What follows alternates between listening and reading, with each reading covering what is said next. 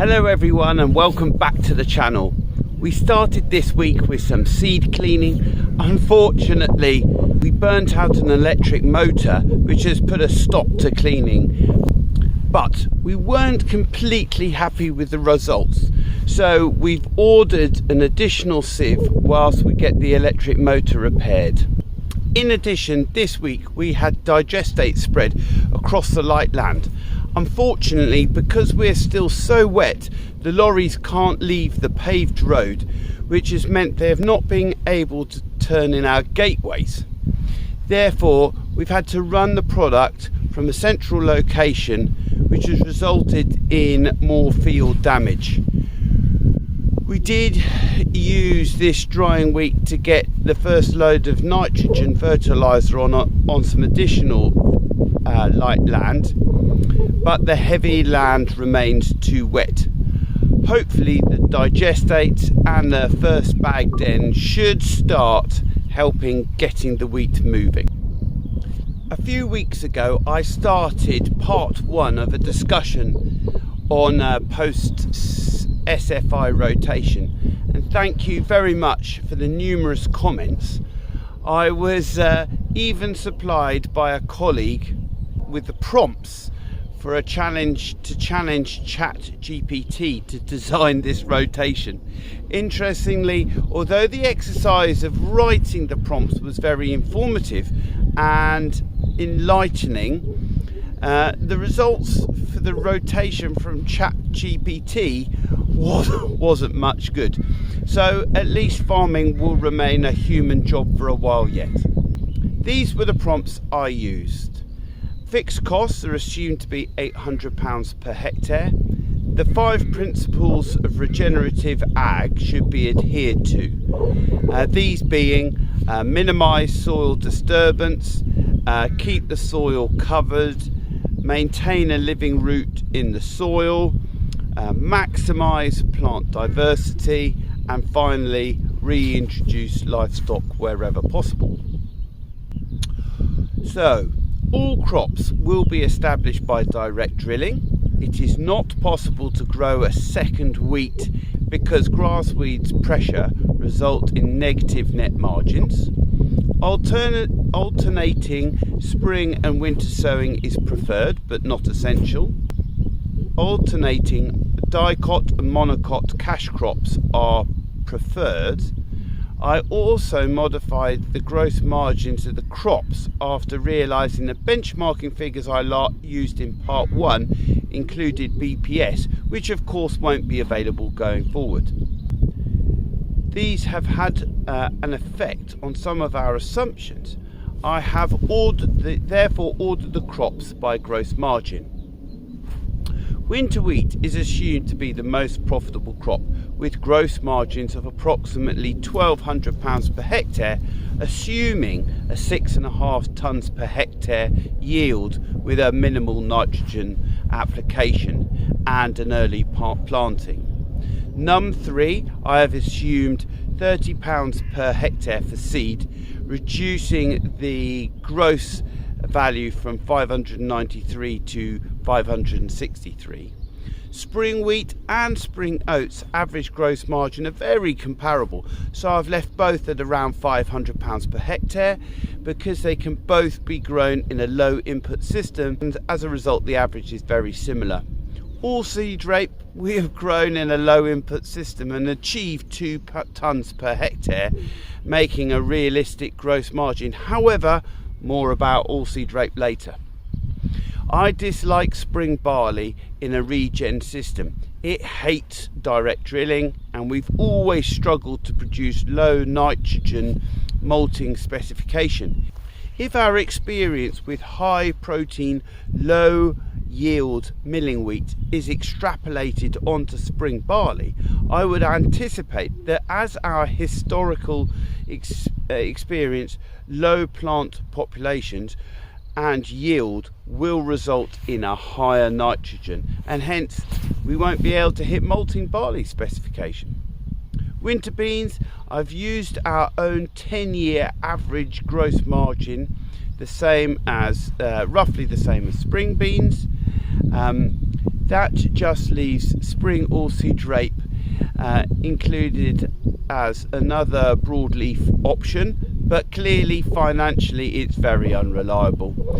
Linseed peas have a similar result, so I'm not proposing to consider these any further. So with these financial constraints in mind, let's return to the other broadleaf cash crop, oilseed rape. We have already seen the financials of spring oilseed rape aren't competitive, but what about winter? Well, last time I raised the potential of hiding oilseed rape crop in a companion crop, either IPM3 or the companion cropping option, i.e. the companion cropping option, or even including the seed within a SAM2 multi-species cover crop mix. So there are two options.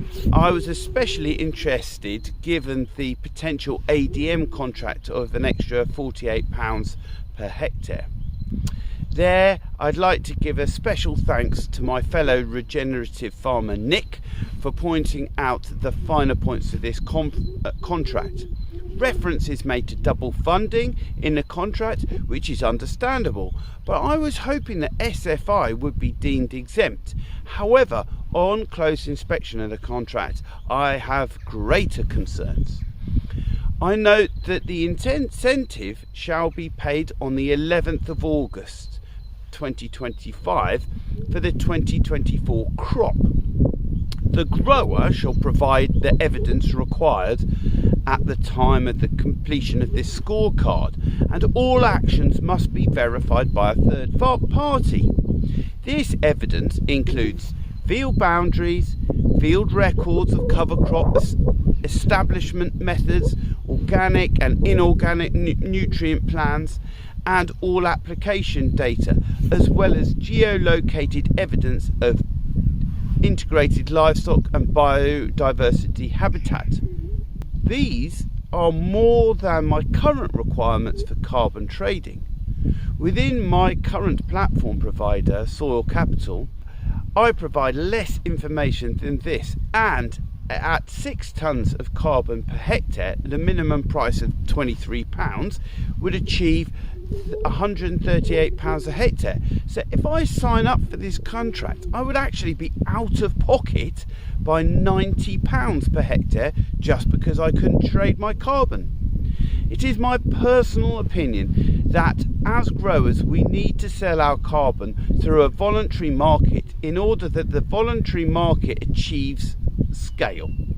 This will be our main defence against commodity traders trying to bundle carbon with their commodities. If I choose to farm in a carbon friendly manner and society wants to reward me for my activities, well, that's great.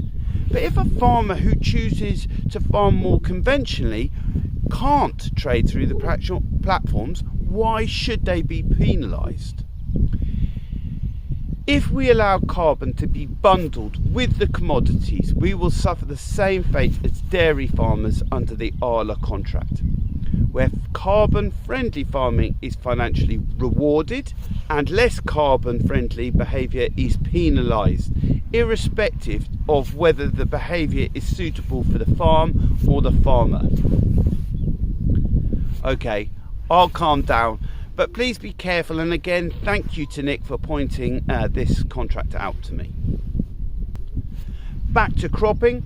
Winter beans gross margin falls from £765 to £428 as a result of removing the BPS, which now struggles to compete with SFI legume fallow num3 at £563. This reverses my previous comments, and you can now see why simply removing the historic BPS support results in num3 legume fallow appearing to be more attractive than growing a crop of beans.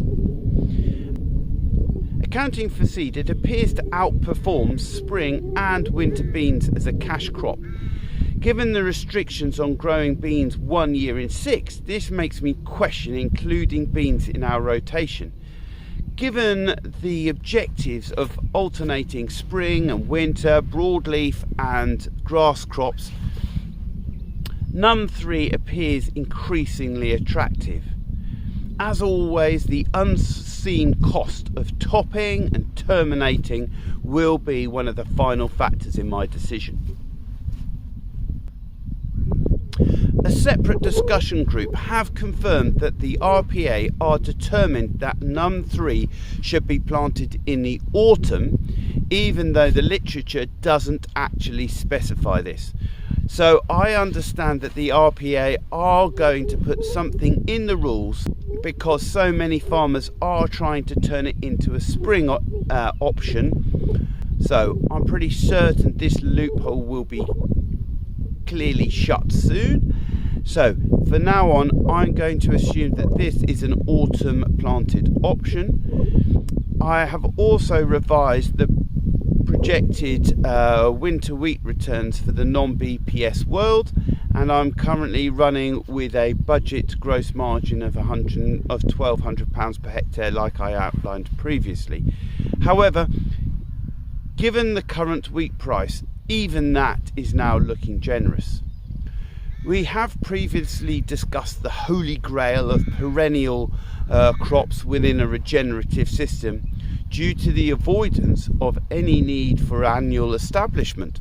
There is the Land Institute's Perennial Wheat Development Programme and the Hegarty's use of native seed banks in Western Australia, and the permanent clover understory programme by the Organic Research Centre in the UK. One issue that remains with the use of beans in the rotation is the length of break to avoid root disease. A 1 in 6 break is very difficult to maintain in a planned rotation. When combined with the similar returns from legume fallow, I do find myself turning away from beans towards a more diverse legume fallow based on an understory of clover, which we have experimented with in the past and have established well, blowing into a standing crop of wheat in April. One observation from the healthy versus depleted split this winter has been the improved establishment of cover crops in the third autumn of our trial, especially in the depleted soils. The other lesson has been the health of the spring wheat volunteers in the spring in the healthy soils, despite the establishment of a strong cover crop in the autumn. This is not isolated to this field either. Wherever I have healthier soils, the spring wheat volunteers look more even, better established and stronger this spring. Could the establishment of a diverse cover crop in the autumn provide some support to the growth of the subsequent wheat volunteers? The jury remains out on this, but it's interesting observations like this that open your eyes to other potential options. The jury remains out. The interesting realization has been the importance of SAM2 or multi-species cover crop when combining with AB14, the low input cereals, especially in our financials. Realistically, whether spring wheat or spring oats, this is our second most profitable option in the rotation, and with the additional possibility of volunteer cropping offering additional concept developments. My additional realization that assuming num3 is autumn established and precedes the winter wheat in order that the winter wheat benefits from the nutritional build-up, then the gross margins of the legume fallow and winter wheat needs to be averaged because they are effectively a 2-year option. The average gross margin is therefore 909, marginally less than the 970 for the cover crop followed by spring wheat option. Therefore, in essence, I think we will continue to cover crop followed by low input spring cereals for 2 more years. Then a year of legume fallow, followed by a winter wheat option before returning to 2 years of cover crop with low input spring wheat. There is the additional benefit that we can establish a clover understory in the final spring cereal, providing a base for the legume fallow. The legume fallow might also provide a livestock in opportunity. The following winter wheat benefits from the fertility and early exit of the legume fallow. The first cover crop following the winter wheat benefits from the early cordial harvest and the early establishment when every day matters. And the second year of the spring cropping breaks the weed cycle associated with 2 years of winter cropping. The introduction of the legume fallow and the winter cereals should also lighten the ergot load associated with the continuous spring cereals. I hope you found this video interesting. Certainly it won't be the last time I revisit rotations. Thank you for watching. Please give this video a thumbs up, subscribe and press the bell to get notifications of when our next video goes live. See you next time. Bye.